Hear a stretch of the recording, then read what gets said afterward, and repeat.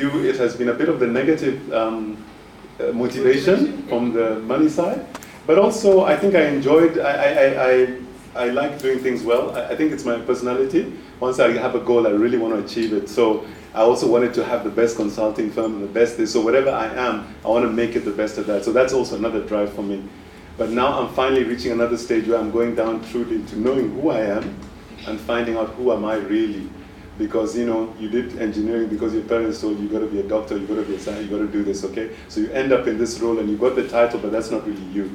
So I'm happy to be in the transition stage and you're watching it happen in front of you. But yeah, I've answered you in a very long way, but I hope I answered you. Thanks. Yeah.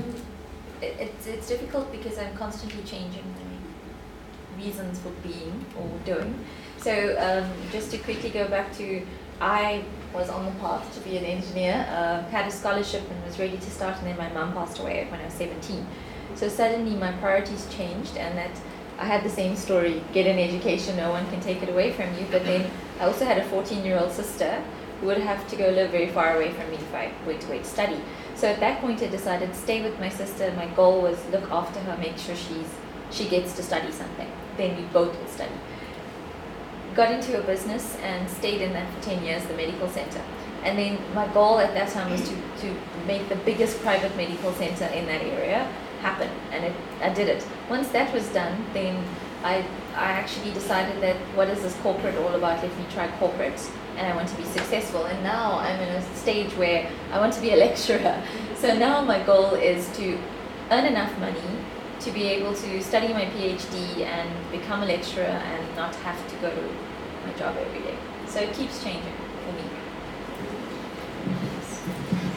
Yeah, I suppose it keeps changing indeed. I mean, back in the day, I know where I come from. I know what it took for me to be here.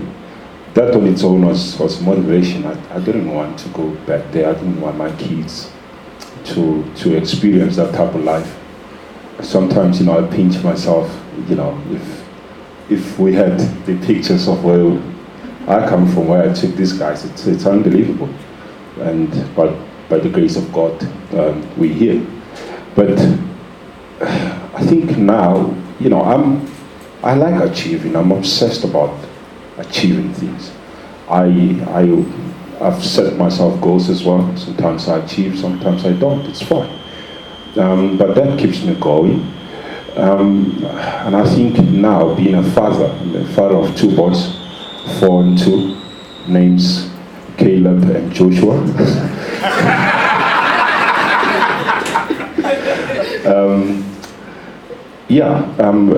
You know, it's something that Amasa and I talk about quite a lot. A good father leaves an inheritance, a legacy for his children. That drives me. I want, when I'm gone, my kids to have something. See, this is what our father did for us.